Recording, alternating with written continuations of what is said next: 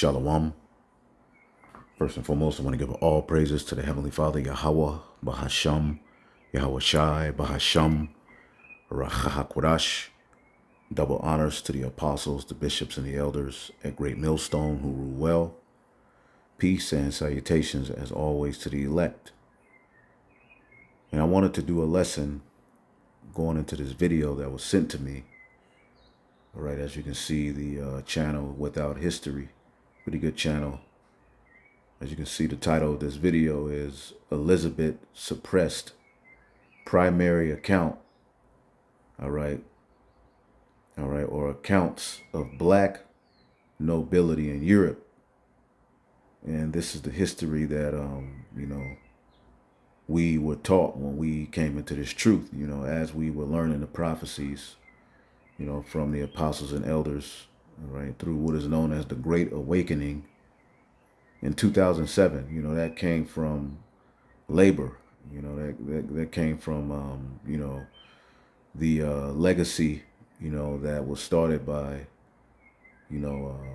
Abba Bivens, fulfillment of Elijah the prophet, who would have to be at the forefront of the ministry, the head of the prophets. Through his coming, the mouth of the prophets is open, just like John the Baptist. When he was born, his father, who hadn't been able to speak up until John the Baptist's birth, once John the Baptist was born, his father Zechariah prophesied, and from that point, John the Baptist's ministry, was very important. It had to happen, to be at the forefront, of Yahweh Shah coming as a man to the nation of Israel, starting at the circumcision. The Jews, Judah, Benjamin, and Levi, who were in, the land at that time, which was subject to the Roman rulership. Okay. And, basically from that point up until, what is called as One West, where you have men who labored, and ultimately carried on that tradition of going out and street preaching, prophesying. And eventually, One West, which was the center point, the school, which everything flowed through, pretty much it got corrupted, which is reminiscent of the temple. When you deal with the temple, at the time Yahweh Shai came on the scene, a lot of the leadership had sold out to Rome. They had went off. The temple had become a place of merchandise. Okay, well, the same thing applies with what you call One West, because the truth came from One West. That's who, the men of the Lord, King Masha, you have High Priest Ariyah, and other men who labored. Some have left, but ultimately these men labored to, bring forth this information that you now have access to through the Holy Spirit. These were the men who labored, all right? But though it became corrupted, the truth came from it, just like the truth came from the temple at the time when John the Baptist, his father, Zacharias, who we just talked about, and his John the Baptist's mother, Elizabeth, they were all, descendants of Aaron, High Priest Aaron, Moses' brother himself. They were direct descendants of him. So John the Baptist was within that, that lineage. So he's at the forefront of the ministry, Elijah the prophet, which was John the Baptist when he came. The Lord himself told us that. All right, but that's for those who have ears to hear. This is what we believe through faith. We believe when in the scripture, as the scripture have said. You see, and through these men who labored, this information of the Dark Ages, the 1,000-year period that is known as the Byzantine Empire, the truth of the matter came out through that labor. And in 2007, it was put on the internet. And this is where you have what is known as the Great Awakening. a part of us learning these prophecies, a part of us learning, who we are as Israelites was associated with a very, very beautiful, education, if you would call, because education draws out what is it within you, who you really are. All right. The apostles and elders carried on that tradition from the men who were before them and with them, that some of them fell off, but they were all bringing out the information, going to the libraries, doing the hard work. They didn't have the internet like we had today. They had to go to the library and find these Russian icons and get these books and go into this history. How did the Jews look before the 1400s? Why does the art after the 1400, which is what you know as the Renaissance period, why is everybody so-called white? Well, they were able to destroy the icon. You have what is called iconoclasm. So they were able to help forward this narrative within their pseudoscience that you're 3/5 of a human being. You don't really have any rich history. You never ruled anything. You're a nigga. You're a thug. They've really destroyed your icon. And within that, they destroy the image is what is known as good about you.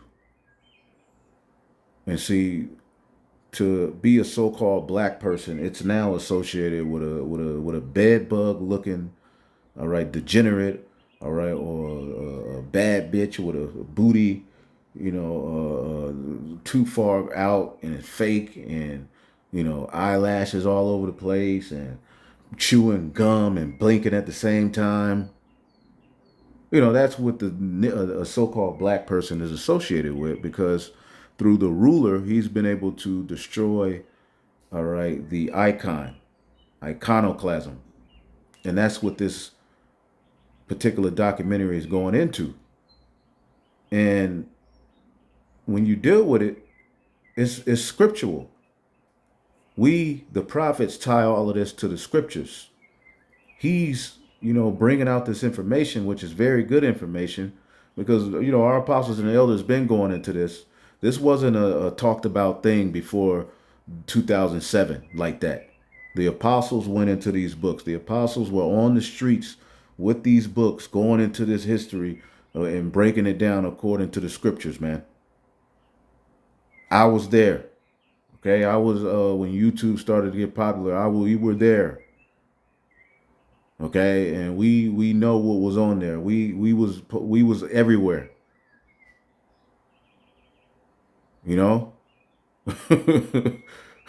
Wasn't nobody bringing out this information.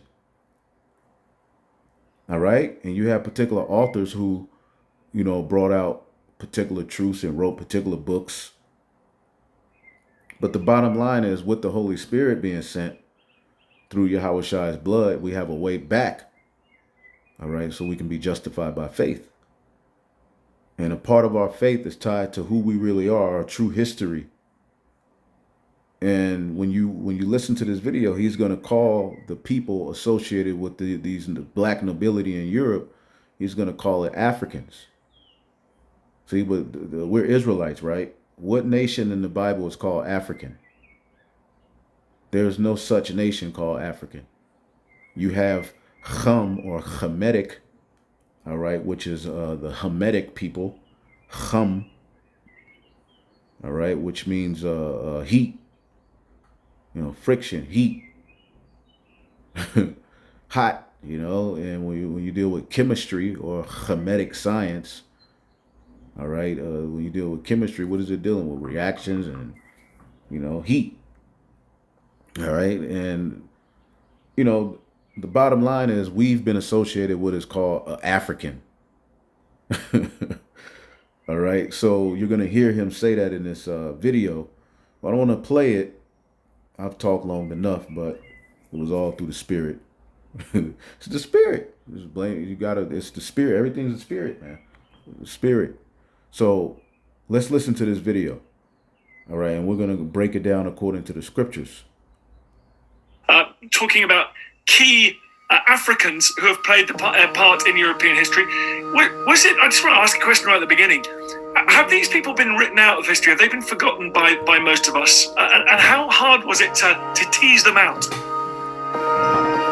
When historians show that the iconoclast movement was primarily an effort to remove all images and icons depicting black people in a position of power. See, iconoclasm took away, it was able to take away the notion through destroying not only the physical image of the Israelites, the true Jews, and primarily Judah, Benjamin, and Levi. All right, the who they were and what they were associated with, all right, has been destroyed. As the scriptures say, we would become a byword among the heathen. You see? So he through his pseudoscience, when we deal with the Renaissance, the word Renaissance, what does it mean? Rebirth. That's what we're going to show you. We'll get into it. Through the Renaissance, he was able to what? Rebirth his image, the so-called white man. Why would he have to have a Renaissance? Why would he have to be reborn? If you have what is called a Renaissance, right? Let's look up the word. Okay. Renaissance is a French word meaning rebirth. Okay, so if we know that there was a Renaissance period, which is associated with a rebirth of what? Okay, a period. It refers to a period of European civilization that was marked by a revival of classical learning and wisdom. What is classical? Okay, in French is a part of the seven heads. Okay, of the Esau's power structure. The word classical is relating to ancient Greek or Latin literature. What is Latin? All right, the language of the Romans, Rome. See, so the rebirth or Renaissance was the rebirth of, all right, the Western Roman Empire that had failed. Okay, and for a period of 1,000 years, you have this history that Esau associated with, okay, the medieval times, the dark history. Nothing of note was worthy of, writing down. Nothing. No, culture was just pretty much dumbed down. It was a age where man was debased, and and that has been just the narrative that floated around. But through the Holy Spirit, now we're understanding that aspect of prophecy, where the deadly wound was healed. Okay, the as we're going to show you, the 1,000-year period where Satan or the children of Satan were bound. There was a point where the Edomite man, after the Greco-Roman Empire, which established his dominance in the earth, there was a period where he fell. There was a period where he was in the caves, where he was looked down upon, where they looked at him as a problem. They kept their animals from him. They knew him as a freak, a villain. He was looked down upon, chased into the caves. People, nobody wanted to be around him, and so-called black people were ruling and were worshipped as gods. And our people were going off, and you have what is called the Moors, which the word Moor means what? Black. Moreno, the word Moor means black. The Moors were so-called Negroes that pretty much took on a religion of Islam, and then they started to even make marriages and mix in, all right, with the Ishmaelites, and they really did took on that whole way. Like they were engulfed in it. But it was so-called black people, all right. Not only did they mix in amongst the Ishmaelites, they were popping those Edomite women, all right, of certain families, you know. Because you had particular Edom. See, that was a thing that they did, in the Dark Ages. A lot of Jake is nice. They had certain Edomites, certain Edomite families that was, their top slaves, and they were dear to them, but they did it to their detriment in a sense, because pretty much Esau took everything that Jake taught him and flipped it on him and put and turned on Jake. But it was all prophecy. But the Renaissance is relating to ancient Greek or Latin literature. Okay, classical mythology. So through the Renaissance, they've been able to establish their mythology, because we always talked about, as the nation of Israel, it's always been known about the sons of God. This concept of, the gods of the earth, coming from the, the spiritual realm and ruling in the physical, the earth, which is what the Lord is going to do. All right. We always knew that as a people. We were reintroduced to it, through the Great Awakening 2007 until now, through the apostles and elders who brought us this information. But we had never thought like that. So an image, an icon, okay, a way, the people, how they look, who they are, it's always been very important. And Esau knows that. That's why the Renaissance was associated with breaking down everything that had been established, painting over the images, which we can go to the book of Second Maccabees 3 and 48, right? And we'll get back to the video. It says First Maccabees 3 and 48. Okay? First Maccabees 3 and 48. All right. This is a time where the Greeks, the Edomites, took down the Jews, man, and pretty much forced our people to become uncircumcised and bow to their idols. You had the Maccabean family who revolted and said, no, us and our family, we're going to stick to the traditions of righteousness. They stuck to the way. But many of the Israelites fell away. But as Esau does when he conquers a nation, he starts to, take over those people's culture and say he's the original. He did it in Egypt, the Ptolemaic Empire, which was one of the generals of Alexander the Great. The Ptolemaic Empire was known for conquering what is known as Egypt, the land of Ham, right? And don't you know Edomites in certain history you can look into, there were so-called white people who were pharaohs. Why? Because Esau took over that culture. All right. He called the land after his name, as prophecy said he would. And he painted over the images of the original people and literally broke their image down and put himself, all right, through his image, through his way, through his philosophy, through his science, through his gods, through his mythology, through his idols, and able to spread it worldwide. This is what he's done. And with that, he's associated righteousness and the holy nobility, the noble people, as the scriptures say, the vile man shall no more be called liberal or bountiful. There's a shameful spewing on you so-called white people's image, because now the truth is coming out, and even Edomites are coming onto the internet and bringing out this information. Just know that we were there, and we know that information started to be brought out heavily going into these books, into this history by our apostles and elders and the men who labored before them. So call hello Yahweh Bashim Yahshua, we have this understanding. So now we're going to tie it to the scriptures. All right. But the Spirit has, the Spirit's on me to say particular things. But this is First Maccabees 3 and 48. It says, and laid open the book of the law, wherein the heathen sought to paint the likeness of their images. See, the heathen paint the likeness of their images. Okay. Let's type in spotted. There's a scripture. I believe it's in the Apocrypha. Yeah. Wisdom of Solomon 15.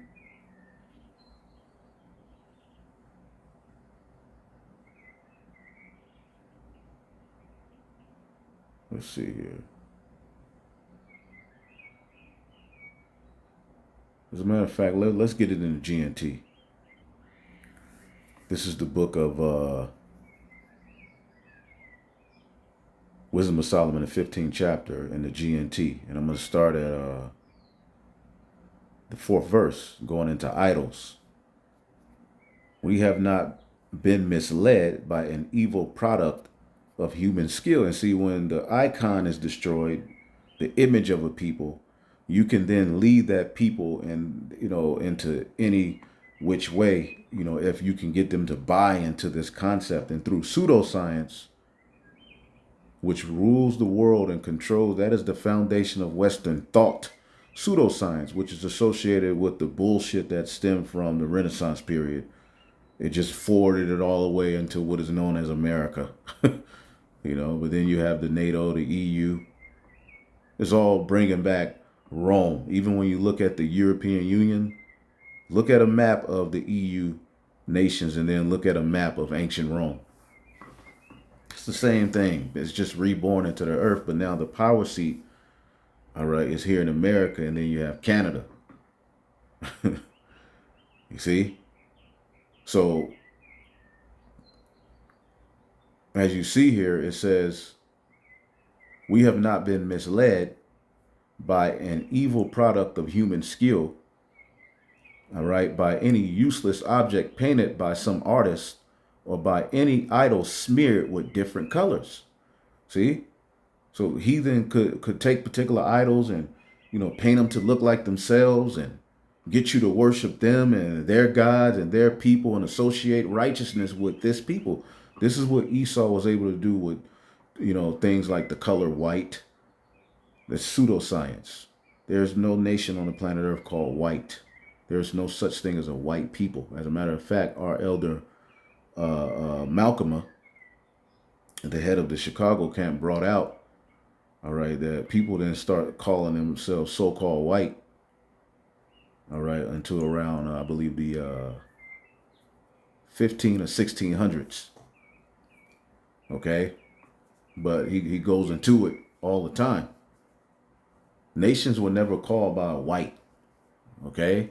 You were called by your father's house, his name, his last name, or the land that you grew up in. You could be called,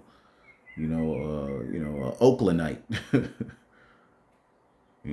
Israelite. You were native of the land of Israel. Then you have Hamites. They're native in their land, and so forth. Anyway, it says, the sight of such things arouse the passion of foolish people and make them desire a dead, lifeless image. And this is what, through the Renaissance, came the picture of what is known as Cesare Borgia. Okay, so-called white Jesus. This picture has been associated with the Son of the Most High. All right, which really, it was a painting of Serapis Christus, the Christ, all right, which the Pope was able to make his son, a Christ-like figure. And that's what the heathen did. They did, all right, particular rulers would, make themselves and their sons gods.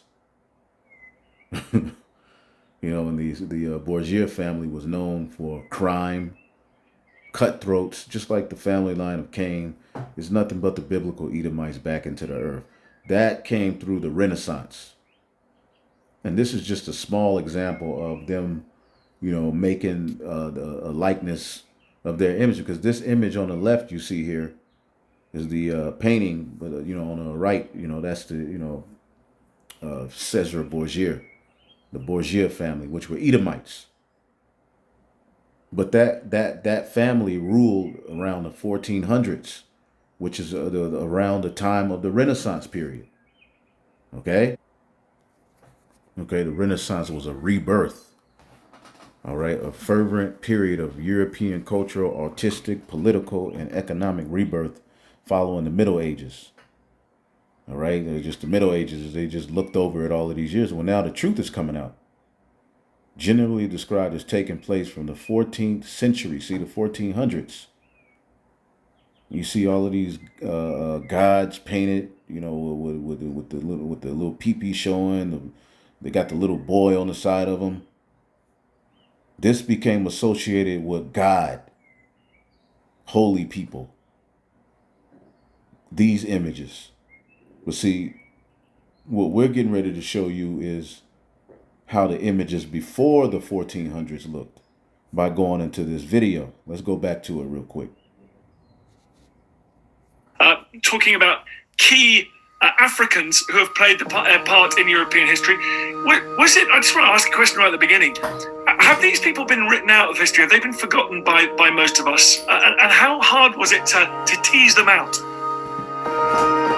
When historians show that the Iconoclast movement was primarily an effort to remove all images and icons depicting black people in a position of power, or as deities, these historians are labeled as historical revisionists.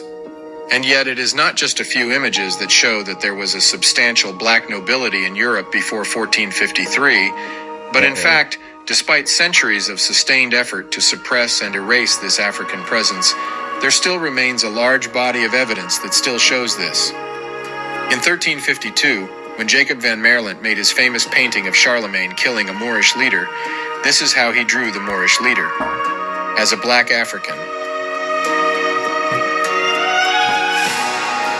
As you can see, he's still applying the pseudoscience that rules and controls the narrative of black African.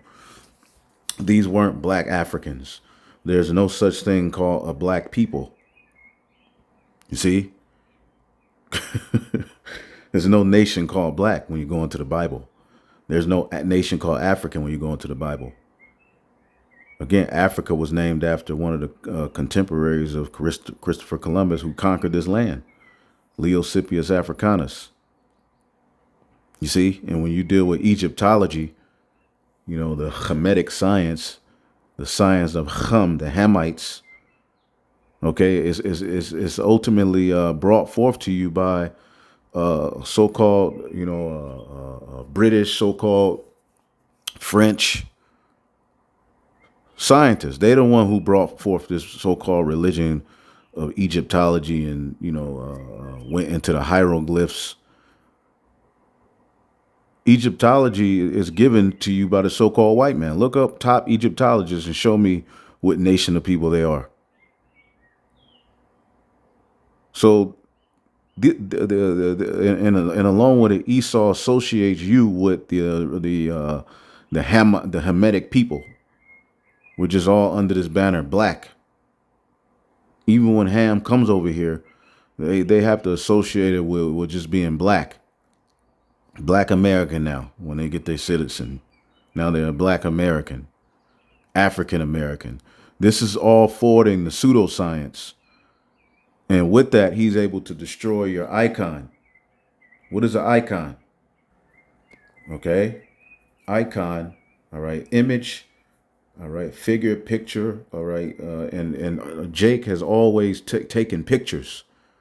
We're known to do that. Even when I grew up, one thing about families back in in that time, once Jake got their hands on the camera, they took pictures and they made picture albums. So Jake was always known to paint. You know, there was a time before the cameras, we painted those pictures. We, you know, there was an image associated with the noble families, the noble people of the earth. And although Jake was going off during this dark ages, all right, things were flourishing, and a lot of the inventions and things that went on around that time have been stolen by the Edomites and pretty much reintroduced as if he was the original, like he never failed. But then why do you have a Renaissance period? Why did you have the need to instill your image, your mind? All right, it's a Greek word. It's where you get icon, image. And doesn't the scriptures talks about the image of the beast? Well, he was able to destroy your image and implement his image and force you to bow to it and to him as superior, to the point where he's going to tell you to, all right, become his property fully through digital ownership. The rights to your body, your soul, your insides. Oh, man. So icon, all right, to be like. So we deal with the image of the beast. All right, they were able to destroy an icon. Iconoclasm means what? All right, the action of attacking or assertively rejecting cherished beliefs. So they're able to take down a belief system and implement theirs. All right. And institutions are established values and practices. So the values and practices in which this world is ran on is all ran on a pseudoscience that is associated with the Renaissance period. That's what they've reestablished into the earth through the image of the beast living. It's living through all of the bullshit of the mythology of the ancient Greco-Roman Empire is now ruling and dominating the earth today. But now they have technology. So they're able to present these idols and these different, holy days and sacrifices in different ways. The rejection or destruction of religious images, all right, has heretical. All right, the doctrine of iconoclast. All right, iconoclast. All right. All right, a person who attacks cherished beliefs or institutions, and this is what the so-called white man has done. Okay, he's able to destroy the likeness of a people. All right, he's able to destroy an icon. See, and when we go here, okay, he's going into it.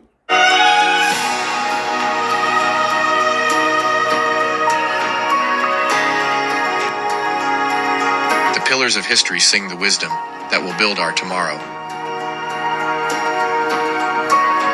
Historical revisionists, in fact, are those who have closed their eyes to the abundance of evidence showing that black people, in a second wave of civilizing influence, revived Europe and gave it the foundation for its renaissance. After having invented agriculture in 9500 BC, and after having spawned the two most influential civilizations in ancient times, Kemet, better known as ancient Egypt and Sumer, it is black Africans that injected into Europe and the Levant writing, science, religion, and culture. These were right, and they want to associate you. They always want to associate you with the African people. They're not really associating you with the true Jews of the Bible, but they do admit they are, and he's going to even admit that there were so-called Jews that were black. They were the Jews were known as black in many, all right, histories, and you have the Jacobites. All right, we're going to show you. He's going to break it down. Okay, but we're the Israelites, man. The true Jews. This is the true history of who we are. Inherited by the Roman Empire, which then collapsed in the 5th century AD. And so began the long collapse of European society until the return of the Africans in the 8th century, when the blacks, this time, as the Moors re-injected into Europe, what ultimately became the spark of modernization. In the 800 years that the Moors occupied Spain, see, it sparked modernization, how to run a city, how to, Jake had it going on, but Esau took the blueprint and he messed it up. Jake's was more clean. Things were clean. Okay, it was the Jews ruling, but they were just going going under different philosophies, different names. Mixing among the heathen and learning their works. The same thing Jake always does. That's all the Moors were. But they were so-called black people. The makeup of these Moors changed over time. It is the early wave of these Moors that were the most influential, and it happens to be the same early waves that were in great majority black African. And they came in such numbers and with such knowledge that they gained significant positions of power in pre-Renaissance European history. And it is this group of black Africans that joined with the remnants of the first civilizing wave of Africans, a few of them still present in Europe. He's pushing that African thing, boy. Okay, now this was made 3 weeks ago. You don't think he saw the Apostles and Elders videos? He's heard the narrative that these are the true Jews and their history before you have the transatlantic slave trade or the sub-Saharan slave trade with the Arabs. Put them same Arabs you worshipped, put your ass into captivity, sold you to the so-called white man, all right, and then which led to the transatlantic slave trade, which, Judah, Benjamin, and Levi primarily, which you had Northern Kingdom on them ships as well. It's documented. Okay. But They were brought over here to the Americas and sold into slavery, which fulfilled prophecy. But what was their history before that? What was all of these? What's the history of the true Jews? From the point of 70 A.D. And then entering into the time of the Roman Empire eventually falling. What happened to those people that were scattered into these different nations? What's their history? Well, we now have that. You see? These two groups joined to form a new elite class throughout Europe, and you will see evidence of their presence through multiple artifacts and historical records today. When we show that Renaissance Europe was in great majority sparked by Africans, it does not mean that Europeans or Asiatics are not capable of civilization building. What we are showing, however, is that Europe of the Dark Ages benefited from the technology, science, and we are better. Yes, we are better. We look better. And when we're in our right state of mind, we far outshine you. We even outshine you in this lower state. So yeah, Jake's art and cities that they had set up, it was way better. The Dark Ages, what they call it. Jake was ruling, and we're going to show you. Philosophy, medicine, and architecture that were reintroduced by a majority black Africans elite in the early periods of the Moors, which transformed over the centuries into a nobility class with evidence littered all over medieval texts. This is the Without History channel.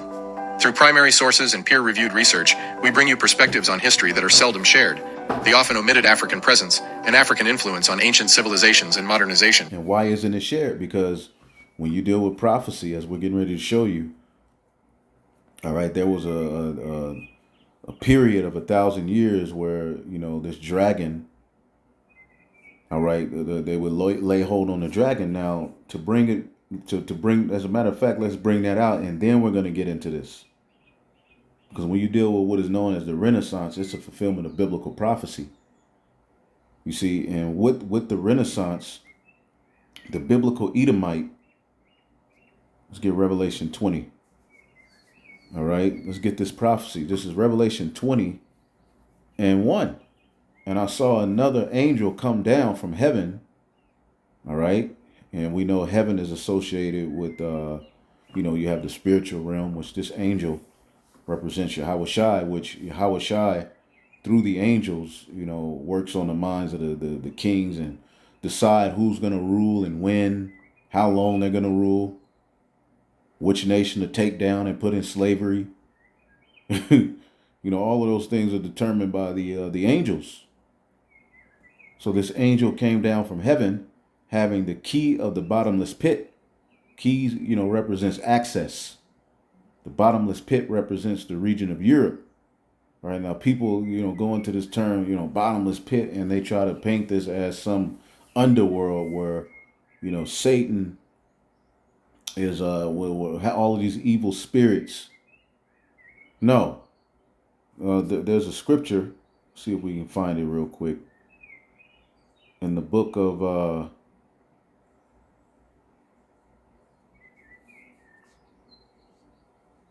Second Esdras, the 5th chapter.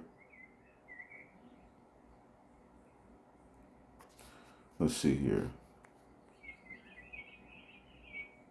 Chosen the one pit.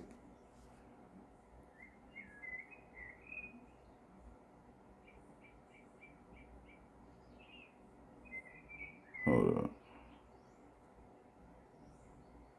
Okay, yeah, 2nd Esdras 5:24. And of all the lands of the whole world, thou hast chosen the one pit, all right, which is Jerusalem, the land of Israel, starting at Jerusalem, the land of Israel. That's his chosen land. Okay, it's that chosen land that is known as the Holy Land. All right, and it starts at Jerusalem. And of all the flowers of the earth, one lily. So of all the lands of the earth, he's chosen the one pit. So the pit can be associated with the earth. So the bottomless pit represents the region of Europe. All right, because they lack in resources. All right, and it was also the hub of much witchcraft, evil. You see, and this angel having the key of the bottomless pit and a great chain in his hand, and he had laid hold on the dragon, that old serpent, which is called the devil and Satan, and bound him 1,000 years. Okay, so this has been associated with a spiritual demon Satan being cast down into a place of darkness. Which, if he's Satan, how does darkness punish him? How does he get punished? like by being put in the pit. All right, we know that the scriptures say, all right, in the book of Second Thessalonians, real quick. All right, we have to break this down, and then we're gonna play the video more. All right, but we have to break these scriptures down. All right, that's the key principle. Second Thessalonians chapter 2. All right, and 8. And then shall that wicked be revealed, whom the Lord shall consume with the spirit of his mouth and destroy with the brightness of his coming. Even him whose coming is after the working of Satan, with all power and signs and lying wonders. See, and we know that word lying is pseudos. Okay, pseudoscience is what rules the world. Pseudos means what? A lie, a conscious intentional falsehood. In a broad sense, whatever is not what it seems to be. Perverse, impious. Now the word impious, all right, as we looking up words is very important, gives you an advantage in the spirit. It means not showing respect or reverence, especially for a God. Okay? And we know that the gods of the earth, or the sons of God, are the Israelites. So they not only have not showed respect to the image of the Most High God, Yahweh, his son Yahweh Shai, all right, he even blasphemed the holy people. See, and when you deal with this concept of Satan, all right, here it's a man coming to do the working of Satan. See, with all power and signs and lying wonders. So in Revelation 20 and 2, all right, this angel came down with a chain. A chain represents what? Slavery. See, and I saw another angel come down from heaven having the key of the bottomless pit, meaning access, and a great chain in his hand. All right, the word chain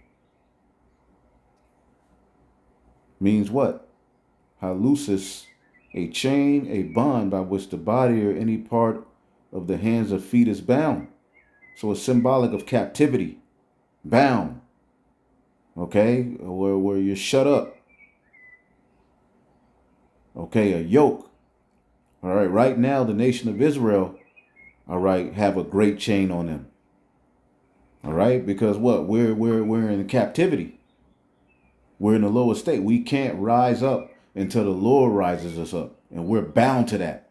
So the Edomites, for a period of 1,000 years, were associated with cavemen, ooga ooga, bad, wicked, nasty. They touch animals. They'll lick you. They'll lick dog. They'll do anything. Eating out of skulls. They were very vile, and they were known as that. See? So at this time, the great chain, all right, was put upon the Edomites. After the fall of the Western Roman Empire, Esau, for a period of 1,000 years, was done. And he laid hold on a dragon, that old serpent, which is called the devil and Satan. Now, if you're following John the Revelator's narrative, you would know that the dragon that he's talking about and referring to in this book of Revelation is associated, all right, with Revelation, the 12th chapter, in the 3rd verse. And there appeared another wonder in heaven. Behold, a great red dragon having 7 heads and 10 horns. Okay. Which represents his rulerships. All right. This beast system that rules to this very day, going back, all right, to the Roman Empire, starting with the Greeks, Rome's, all right, the Germanium Major, Germanium Minor, the French, or the Spanish, the French, the British. Then you have America. Then you have the 10 horns, which is the EU nation. Started out as 10, now it's about 28. So this great red dragon having 7 heads and 10 horns, and it says, in his tail drew the third part of the stars of heaven and did cast them to the earth, meaning the Israelites, okay, Judah, Benjamin, and Levi, who were in that captivity of this great red dragon, were in subject to him in a low estate. And the dragon stood before the woman, which was ready to be delivered to devour her child as soon as it was born. So again, this child, this child that is getting ready to be born is representative of Yahushua. The great dragon standing before it is representing King Herod, who was ultimately of the Roman authority. Okay, the Roman Empire granted him power, okay, all right, in jurisdiction over the land of the Jews, what was known as Judea. And he became the king of the Jews.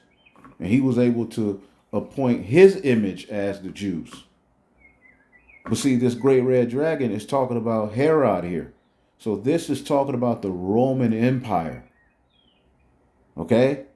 So this great red dragon, which gives this beast system authority, as you can see here, Revelation 13 and 2, and the beast which I saw was like unto a leopard, and his feet were as the feet of a bear, and the mouth was as the mouth as a lion.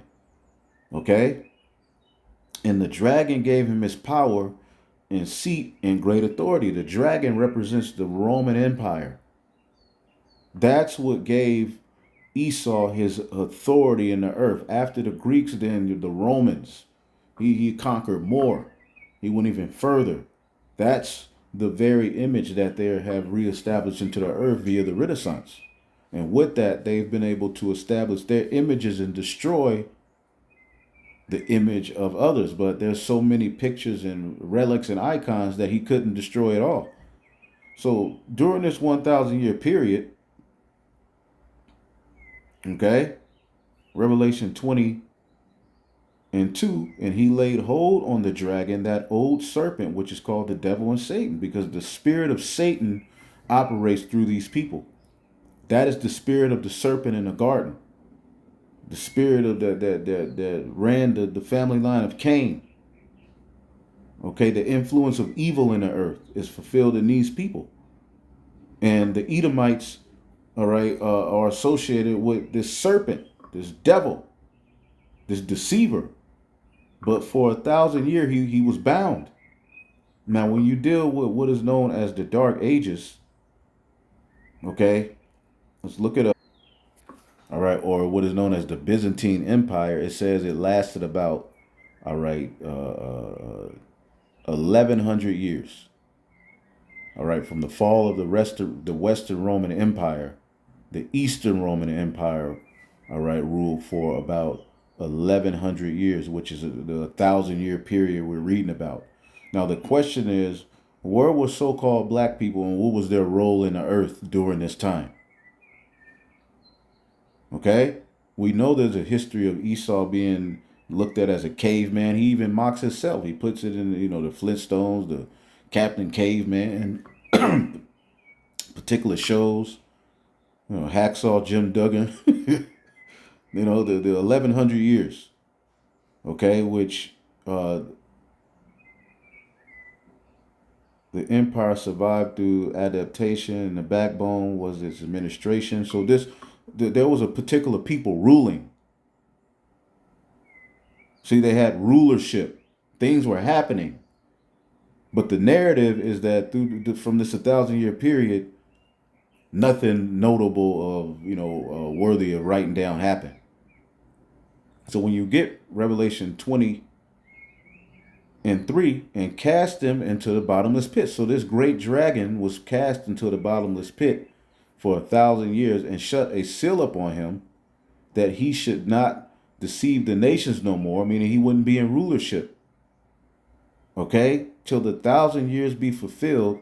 And after that, he must be loosed a little season. So there will be a little season, all right, where Satan and the children of Satan will be loosed into the earth to rule and manipulate and to deceive. See? But for 1,000 years, they wouldn't be able to do that. That represents the dark ages that we're getting ready to go into. I just want you to understand before we tap into it, which we may have to just do a part two. But you have to have this breakdown in order to, before you get to the goodies, you got to go through the straight gate. You got to know how this ties to the Bible. You got to know the breakdown. This is the breakdown we received through the Holy Spirit from our apostles and elders and the men that labored, all right, before them. So he was cast into the bottomless pit and shut him up and set a seal upon him that he should deceive the nations no more till the 1,000 years be fulfilled. And after that, he must be loosed a little season. So a seal was set on him, meaning he couldn't rise up. All right. He wasn't in a position of authority. His blessing would be fulfilled as he rose back up. See, a part of his blessing was to establish the Greco-Roman Empire, but the fulfilling of it would be through establishing America, NATO, the EU, this beast system that dominates the earth. So when you read this chapter, you jump from verse 3, okay, to verse 7. All right, and the Lord had it written like this because the 1,000-year period, all right, from verse 4 to verse 6 is talking about the kingdom. The first 1,000 years in the kingdom, but the way it's written, the way you link it through the Holy Spirit, when you spiritually discern as you jump from verse 3 to verse 7. So it says, and when the 1,000 years were expired, Satan shall be loosed out of his prison. See? Out of his restriction, and shall go out to deceive the nations which are in the four quarters of the earth. And then that's going to lead to Gog and Magog, which is where we are, Russia, to gather them together to battle, all right, the numbers whom is as the sand of the sea. So he would be able to go out and deceive all the nations. After that 1,000 years were expired, the children of Satan, the Edomite, if you're making sense of this is not some big red dragon, going around ruling over Detroit and selling weed. No, this is a rulership, a beast system that dominates and rules in the earth under the vibration of the spiritual demon Satan, which means adverse.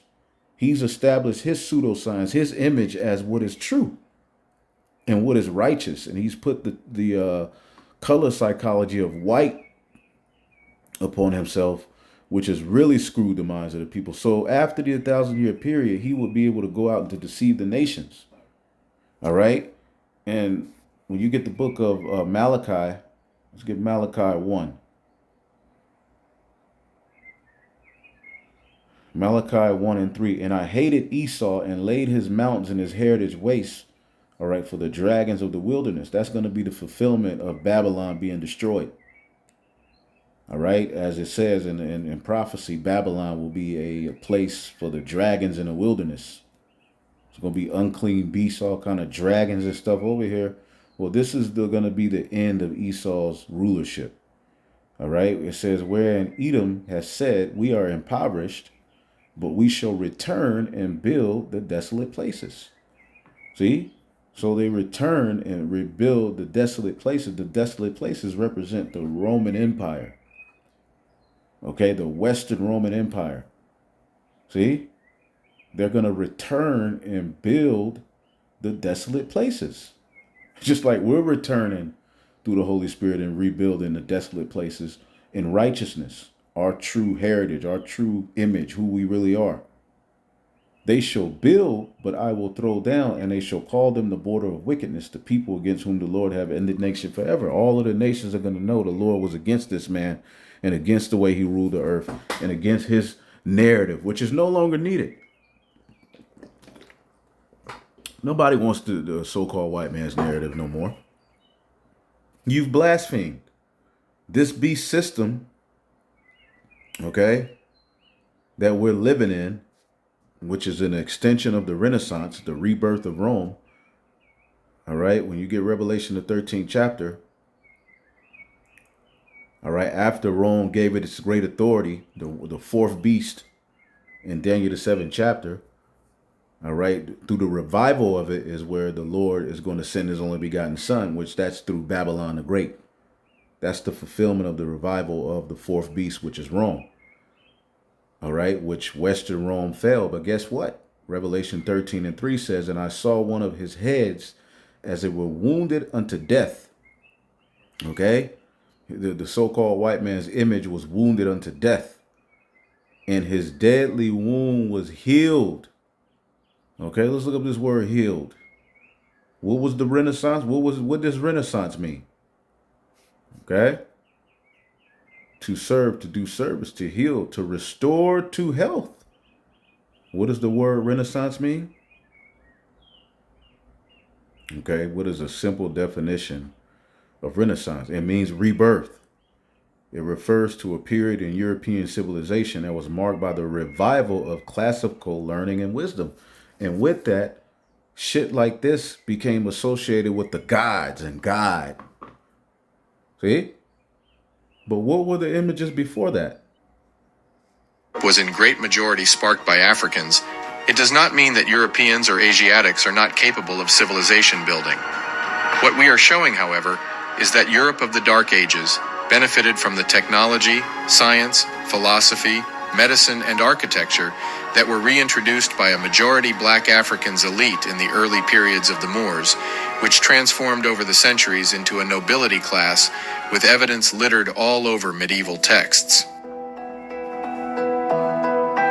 This is the Without History channel. Through primary sources and peer-reviewed research, we bring you perspectives on history that are seldom shared, the often omitted African presence and African influence on ancient civilizations and modernization. This channel is only possible thanks to the generous contributions of those who understand the role of history for generations of all ethnicity. You can find ways to support us in the video description. You will also find a multitude of sources for those who like to dive deep into these subjects.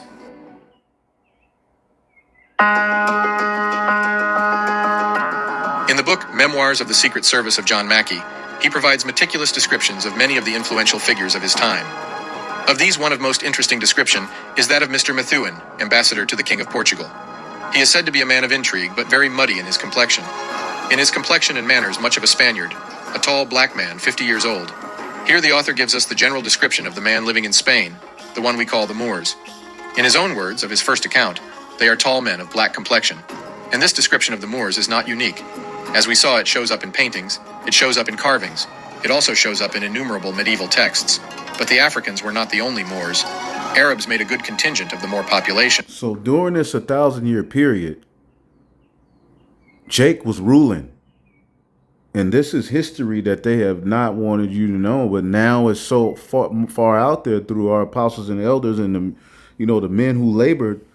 So now Esau's acknowledging it and bringing it out and going even deeper, finding even more icons and facts. All right. But the sheer number of black Africans as Moors caused the contemporary artists and writers to depict them as black with clearly identifiable black features. One of the most influential Moor factions was the Almoravids, a group that brought many inventions to Europe, including the horseshoe arch. Coming from present-day Mauritania and Mali when they were majority black, the Almoravids were depicted and almost universally described as black by their contemporaries. In the book Historia Compostelana, they are described as follows. Quote, after almost 3 years, the Almoravids, Moabite, whom the heat of the sun makes them similar to the Ethiopians, invaded the fortresses and dependent towns of Toledo and attacked with more force than usual. End quote. The book also goes on to state that, quote, before they ruled they had worn their veil, lidum, in the desert, only against the heat and cold as the Arabs do, and were mostly of dark, asmar complexion. End quote. And the Arabic word asmar describes a color that is as dark as coal, and their leader was described as brown skin with kinky hair. Yet another leader of the Almoravids, Abu Bakr ibn Umar, was depicted as shown, as you can see, unmistakably black. Because Jake had taken on that whole Islam, sons of Ishmael culture, which, was the forwarding of the moon god worship. That's all Islam is. When you go to the Kaaba stone, look it up. Just type in Kaaba stone, all right, and vagina. What you're going to notice is that is a big giant, clitoris. It's the worship of the Queen of Heaven. That's why they have rosary beads. It's the same thing that the Catholic Church does, but in a different way. Okay? which this stone was supposed to have fallen from heaven, and they worship it, they kiss it. Look it up. But Jake had got into that religion. All right, which that really goes back to the Hamites, the Sabaeans. All right, in the scriptures, which are the sons of Ham, they were the first to worship, the moon and stuff like that. Which that goes back, even further before that. But just a little point. In 711 AD, when the Moors led their conquest of Spain, the whole of Europe was going through turmoil. 3 centuries before, the Roman Empire had collapsed. Europe was now divided between East and West, and soon the Vikings would begin their reign of terror. Malnutrition, illiteracy, disease, and lawlessness were rampant throughout most of the region. The arrival of the Moors forced the unification of rival factions under the banner of the Church. It also caused the rapid adaptation of European society. Which, again, with this history, some of it you take with a grain of salt. All right, but we're just getting the meat of it. Again, we apply everything to the scriptures. Okay, but you got to understand, there's a lot of bones that you got to pick out. You don't chew on the bones unless you're a savage. You're chewing a bone, like looking out the corner of his eye. Nah, you don't chew the bone. All right, certain Jake, you chew it and you suck the marrow out, which that's good for you actually. But you don't swallow it. You spit it out. You get what's needed and you throw the rest away. You got to learn how to do that in this truth and not be engulfed. All right, you should be able to, get to the point to where your discernment is so on point. You know when to go into a particular arena or bring out some information, but then get from it what's for you and for us as Israelites, and the rest I don't give a damn, nigga. Bye. Anyway. To what they perceived as a new threat to their way of life. But as much as the Moors were perceived to be a threat, they brought a long list of civilizing elements to Europe. The Arabic numerals, algebra and trigonometry, medicine, agriculture, techniques, architecture and music, waterworks, navigation. See, now they're able to use you to push forth a negative aspect of music, art, literature, what a man is, what a woman is. All right, back then we were noble families, man. And even the Pope wears the Negro heads. These particular families, all right, originally ruled these areas. Those are the true saints. The true church, so-called church fathers that carried on the traditions, although they were going off, it was our people. And eventually they got heavily into Islam. Papermaking. These are just a few of the elements that Europe inherited from the invaders that had come from the shores of northern Africa. Among these items, one can find the classic Greek text. These have been translated to Arabic by researchers from the Islamic Empire. And a lot of the Jews have fled, all right, to Africa. Okay, there was a big population of Jews even in Egypt. Jake was all over the place. Okay? Yes, the Greek texts we have today are in fact texts that were given back to Europe by the Africans. Once they arrived in Europe, these blacks started showing up in increasing frequency as royals and nobles all over Europe. And to some Europeans, they had an all too familiar look, that of their deity.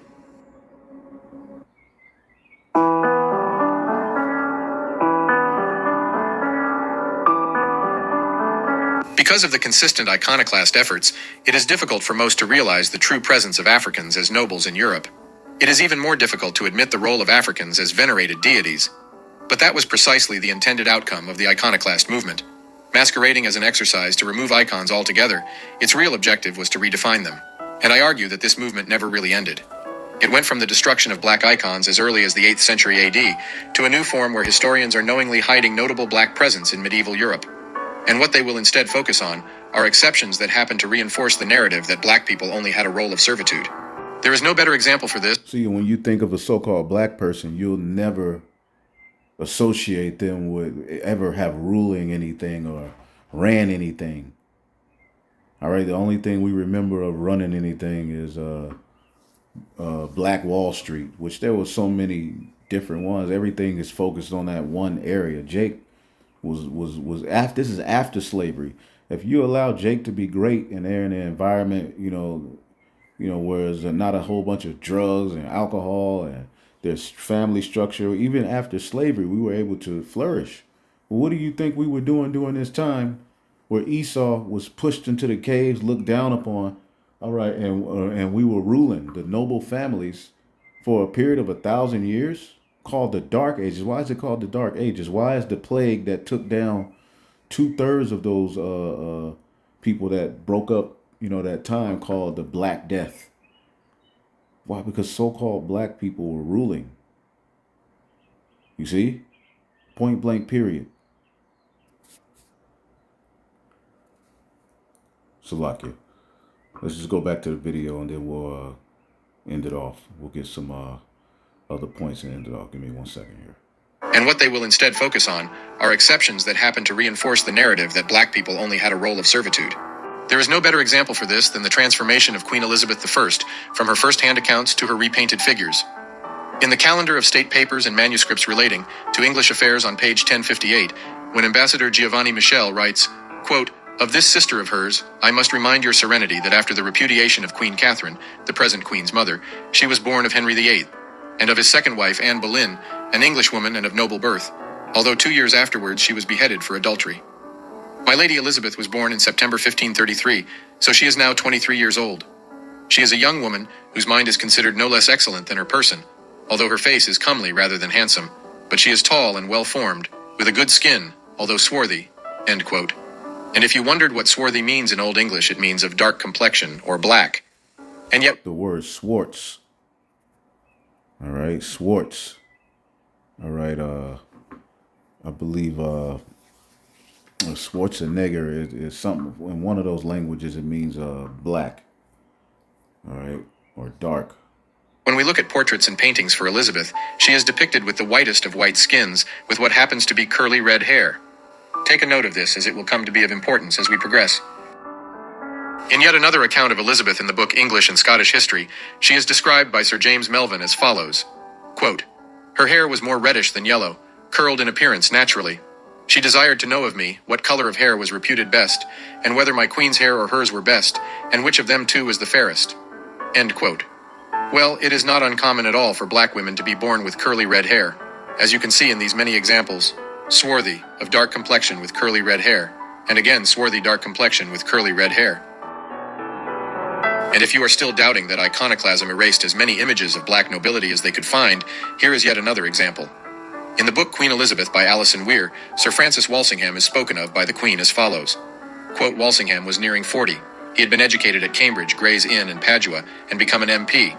Later, he had come under the patronage of Cecil, who had offered him a post at court, and later placed him in charge of his secret agents. Because of his swarthy complexion and black clothes, Elizabeth nicknamed Walsingham her Moor. End quote. As we have just seen, Sir Francis Walsingham was a Moor and was swarthy of complexion. But if you search for his images, this is what you get. Someone who is the farthest away from swarthy. It wasn't just England. The Black Moors were everywhere in Europe, and they showed up in very surprising areas. In the 10th century in Scotland, the king was called Dub Mac Mael Coluim. This is beyond interesting because the old Scottish meaning of dub is black, as you can see from this old dictionary. Yeah, Scot means black. Okay, Scotland. Okay, the land of the blacks. Because we ruled over there at one point. And in old Wikipedia depictions of the man he was shown as follows. But this has since been replaced. If you read on, you'll see that he was called the Black. Further to this, in the book The Mystery of Legends of Scotland, the author confirms the existence of purely black people. We see one of them in the person of Kenneth the Niger. During the 10th century, Kenneth the Niger ruled over 3 provinces in Scotland. The archaeologist and writer David McRitchie declared that the Moors dominated Scotland as late as the time of the Saxon kings. So late as the 10th century, 3 of the provinces of Scotland were wholly black, and the supreme ruler of these were the Black Kings of Scotland. You will also note that Scottish royalty was intimately related with English royalty through various bloodlines. On the European... And it's hard to believe it because what the Lord has done... All right, let's get this scripture real quick. All right. He's taken the chief people. All right. He's taken the chief people. Let's get the book of Job. All right. Should be in the book of Job. Right. This is the book of Job, chapter 12 and 24. He taketh away the heart, the mind, all right, of the chief people of the earth. Who are the chief people of the earth? Who are the kings of understanding? All right, the Israelites. The Lord told Jacob, kings will come out of your loins. Right? So he taketh away the heart of the chief people of the earth and calls them to wander in the wilderness where there is no way. They grope in the dark without light. All right. He maketh them stagger like drunken men. All right. Thou shalt grope. Let's get that in the book. Meaning you're reaching, you don't know what you're doing, you stumbling all over the earth. Deuteronomy 28 and 29, one of the curses for disobedience.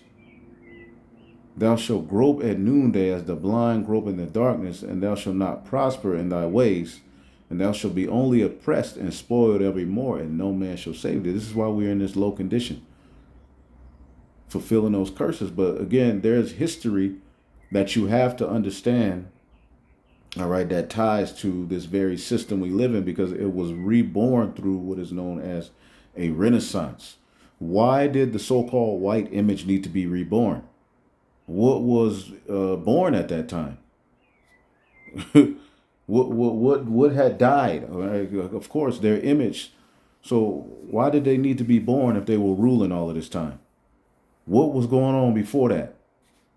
Continent, we continue to find influential black figures throughout the Middle Ages. In 16th century Italy, we find the medallion depicting an unidentified European king. In 12th century Italy, Moorish philosopher Ibn Rushd, here depicted. And the Black Moors didn't just become kings and queens in Europe, they also show up as rulers of the Byzantine Empire in multiple instances. Like Nikephoros II Phocas, emperor of Byzantium from 912 to 969, he is described in the Relatio of Luitprand of Cremona as, quote, very bristly through the length and thickness of his hair. Those are all so-called black men. Look at them. Color an Ethiopian, one whom it would not be pleasant to meet in the middle of the night, end quote. And yet this is his depiction, really nothing like the man.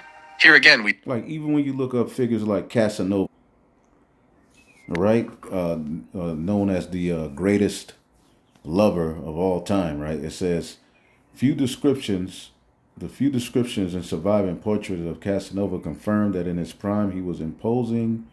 He was an imposing presence, over 6 feet tall, with a swarthy, North African complexion, and a prominent nose. But when you look up Casanova, all right, let's just look up Casanova. These are the images associated with him. But all of his friends described him as a dark-skinned man. And as he got old, he got all, he started getting sick and got, caught diseases. He was cursed. But all of the images are associated with a so-called white man. So this is how this devil has been able to forward his image, his agenda. All right. After the 1,000-year period, Satan would be loosed and be able to go and implement all of his pseudoscience and lies in the earth. And this is a part of it. This is what he's covered up through all of this time. But see, we're living in a time, all right, as it says in the book of 2nd Esdras, the 6th chapter and the 27th verse, it says, as for evil shall be put out, and deceit shall be quenched. As for faith, it shall flourish. Corruption shall be overcome, and the truth which has been so long without fruit shall be declared. And this is where we are in the grand scheme of things. Here again, we see the iconoclast at work, but where they changed some icons, they could not get all the references.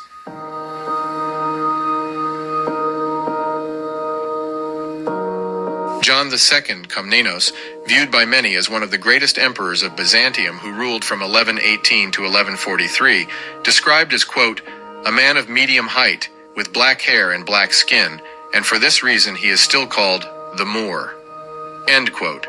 The reference can be found in William of Tyre Chronicon 1523. As you can see again, his post-iconoclast depictions look nothing like the written first-hand accounts. So too goes the description of his son, who followed him on the throne, Manuel Wer Komnenos, Emperor of Byzantium. He was described by his contemporary Niketas Choniates as follows, quote, a certain black-skinned Ethiopian, They acclaimed him emperor of the Romans and led him about in procession with splendid crown on his... And the word Ethiopian means burnt face. Okay? Black face or burnt face. That's what the Greeks called the Ethiopians, the Cushite people. Burnt face. That's where you get the word Ethiopian. Okay? The name of Ethiopia itself is Greek and means of burned face. All right, so certain Jake were being classified as Ethiopians as well. All right, just to get that history out there. All right. Head, end quote. But unlike his father, his image, although hard to find, depicts him as shown. And the list goes on. Leszek II, the Black of Poland, 13th century. Zawisza the Black, the most famous Polish knight. Augustus, the strong king of Poland. The famous Queen Charlotte with her Moorish Portuguese antecedents. So-called kings and queens at this time. Although we were going off, you see Jake, this period that lasted for over 1,000 years. They say 1,100 years, but it's 1,000 years prophetically fulfilling that time. Jake was ruling. Queen Philippa of Hainaut, who was born in 1310 in Valenciennes in France, who had black Moorish ancestry. She married Edward of York. Alexandre Dumas, the famous author of The Three Musketeers. George Bridgetower, the music composer who rivaled with Beethoven. Jacobus Cap... Beethoven was so-called black.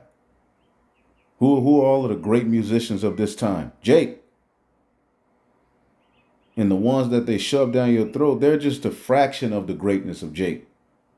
There were far better songwriters, entertainers all over the world. Just regular Jake can put together something that is absolutely astounding in the form of music, man. If they're guided through, if the spirit's with them, to do certain things, the Lord gives Jake particular talents. So you think the great musicians was never Jake? It was just always Esau. Every painting you look up of anybody was always him. Jake didn't do nothing but show up in slavery and grab a microphone. All right, and started dancing for some popcorn chicken on the goddamn commercial like MC Hammer. That's what they trying to associate you with. The famous theologian, and countless knights, judges, dukes, duchesses, viscounts, and various other noble titles. So much so that Europeans started incorporating elements of the black phenotype into their cultural rituals.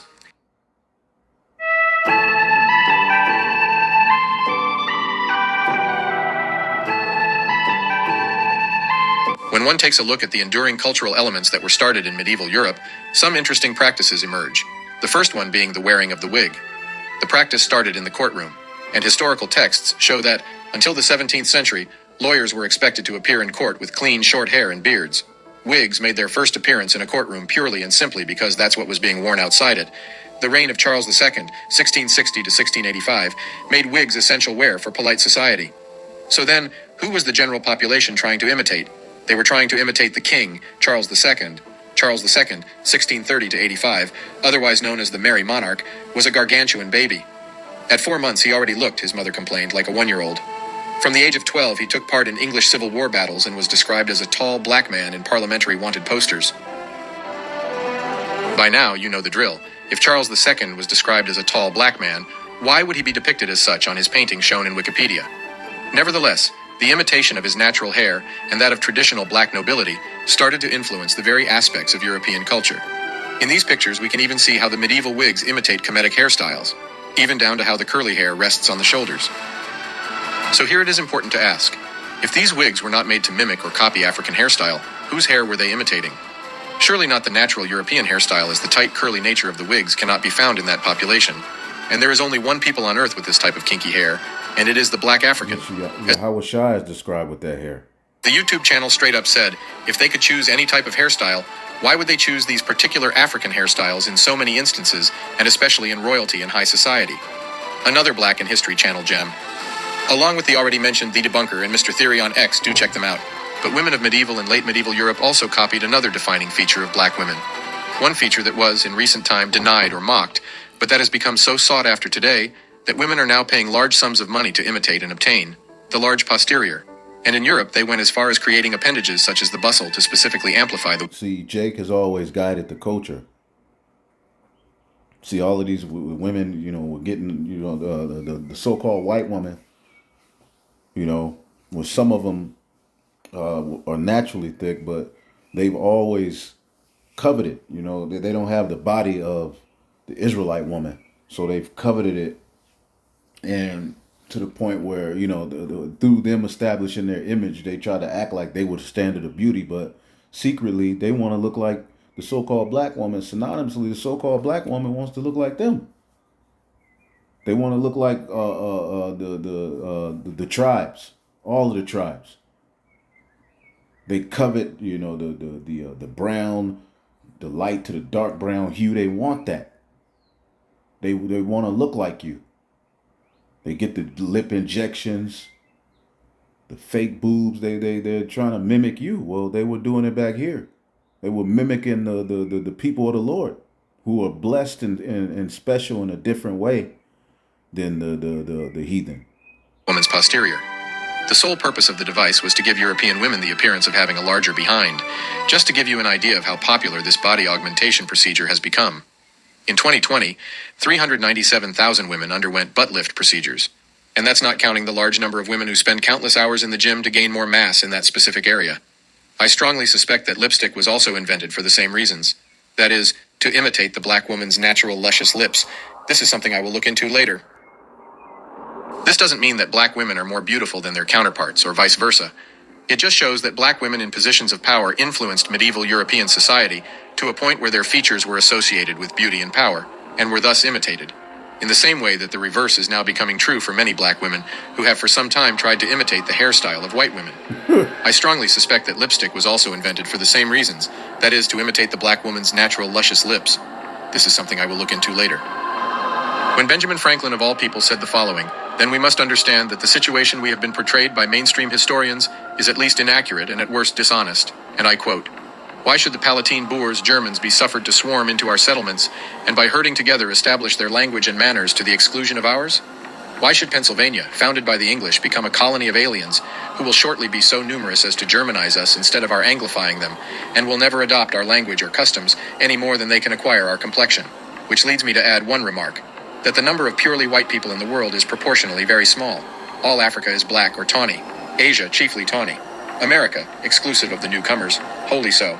And in Europe, the Spaniards, Italians, French, Russians, and Swedes are generally of what we call a swarthy complexion. Which tawny is a brownish yellow, like a light skin, brown yellowish complexion, which many of the Jews and the holy people were described as that. Kings.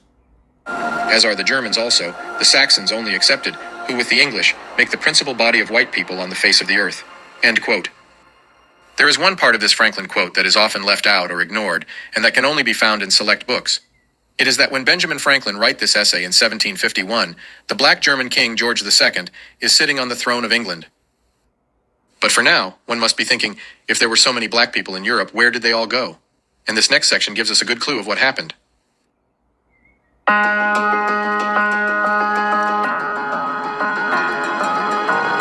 It says too many to count because we're as the sands of the sea. It wasn't just one event that reduced the number of black Europeans to... But there were many things that happened that were associated with us being taken down. All right, from that state which led to the Renaissance after the 1,000-year period, where Satan would be loosed from his prison. Such low levels, it was the compounding effect of multiple trends, the Reconquista, the Inquisition, the forced exodus. All right, I just want to get one more part. All right, oh yeah, there it goes. Hold up.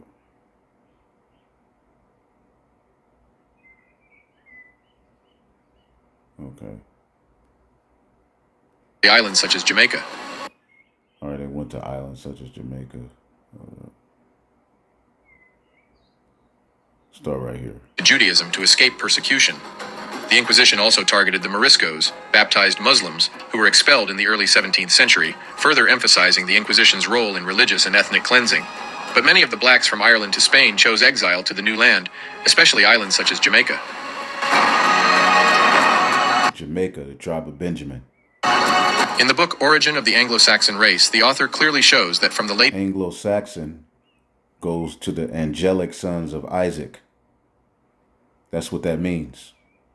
which these are Jews who knew that they were Israelites who, had been living in these particular areas. All right, as the custom started to wane, but they still had particular things that they passed on as traditions from their original culture. All right. 8th century, before the arrival of the Vikings whom they fought, a great majority of the inhabitants of Scotland and Ireland were black. And they are clearly spoken about in historical descriptions, but also in their names. Black, Blackman, Blackman, Blake, Seward, from Swarthy, Stewart, Seward, and others. It is these black people who centuries later, though in fewer numbers, became the Jacobites, the supporters of the Black King James. See, he's saying Jacobites. Jacobites. Jacobites. See that? Jacobites. You see? Jacobites. Was Jacob's name was changed to Israel. Go back a little bit. Whoa.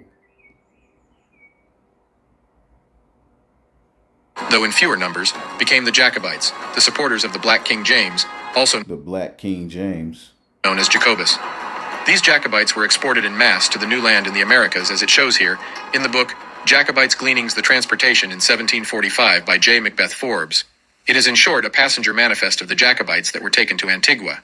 And when we say they were taken, it means they were forced into exile to the islands. What is interesting here is the Jacobites were forced into exile in the 1700s to the islands. The Israelites. Okay? The Israelites, which fulfills prophecy, man. That both their names and their physical description are given, and as you can see, the great majority are black.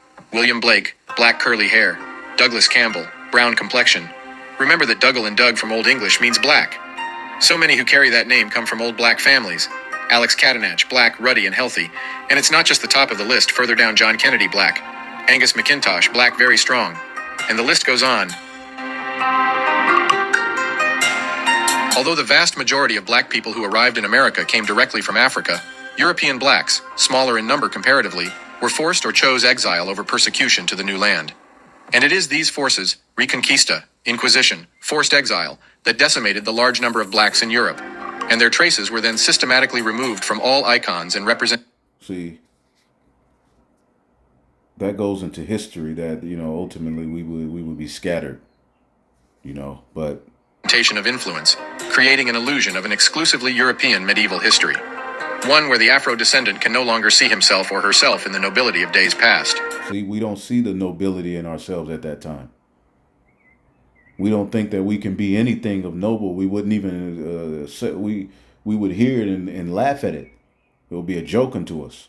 But equally as damaging, they have created a circle of people who have been born into this lie, have never had the time nor the courage to question it, and who now use it as a justification for ethnic supremacy.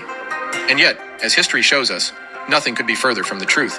And that once again, as they did in 9500 BC when the Black Natufians shared the secret of agriculture with all, as they did in from 3000 BC to 500 BC when they taught the Greeks everything they know. Right, agriculture, which goes back to the Levant region, which is basically pointing to the garden eastward in Eden. Okay, where we, that's where we started that farming and all of that.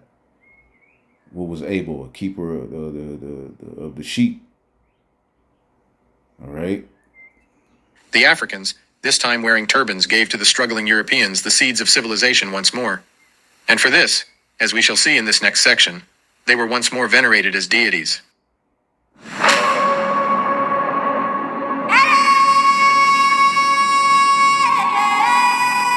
In the book Russian Icons by Father Vladimir Ivanov, recently rediscovered, we find the most interesting collection of Christian icons. It is of high interest for two reasons. Christian, the church fathers. All right. Number one, it depicts the various Christian icons as black. And number two, this is not found in Western Europe, but well in Eastern Europe and Russia. This means that black people were venerated as deities from Spain to France, Italy, Germany, and all the way to Russia. In some, all over Europe. There are at least 500 black Madonnas in Europe, not counting the ones hidden in the Vatican, 128 in France alone. And you need to remember that these icons survived multiple waves of iconoclasm. This means that in the past, they would have been ubiquitous throughout Europe, before the great artists like Michelangelo and Leonardo were commissioned to start painting the classic Europeanized face of Jesus that we know today. And that all comes from the Renaissance. See how it all ties to scripture?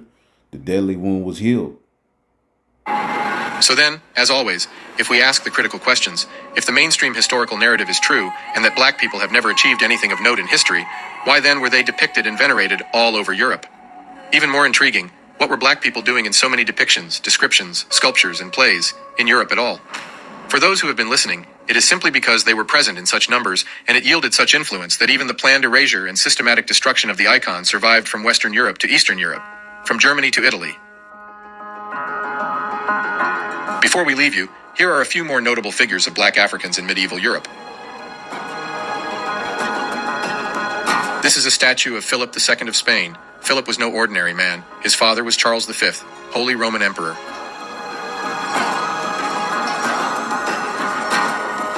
In this portrait, we have a count depicting Christian, John George, and Augustus. Christian was a Scandinavian monarch. We have John George, Elector of Saxony. The last one to the right is Augustus, also Elector of Saxony. Their names are engraved on the coin, as you can see. A description of the western islands of Scotland containing full account of their situation. It says the inhabitants of this isle are generally well proportioned, and their complexion is for most part black. And this is a crest, right? This is an example. I threw this in there. This is the coat of arms of Ivy William, 1485. Ivy finding. The same book, a description of the western islands of Scotland. And we're talking about the Isle of Arran, or the island of Arran. It says the inhabitants of this isle are well proportioned, generally brown, and some of black complexion. They enjoy a good state of health and have a genius for all callings or employ.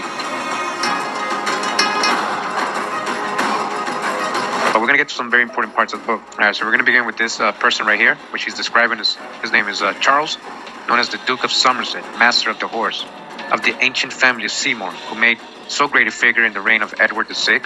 I remember, these are the people he's spying on. So these are the Jacobites, all right? We're going to go ahead, all right, and get to this part of the book where it describes what he looks like. It says he is of middle stature, well-shaped, and very black complexion. So as you can see, it'll keep going. I mean, it keeps going. I mean, it's a good watch.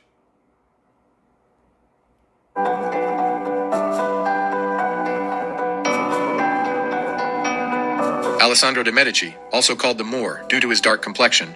He was ruler of Florence from 1530 to his death in 1537. He was also the first... It'll keep going. I mean, and then you have this one. So another one that's pretty good. Black aristocrats in the 18th century, England, France.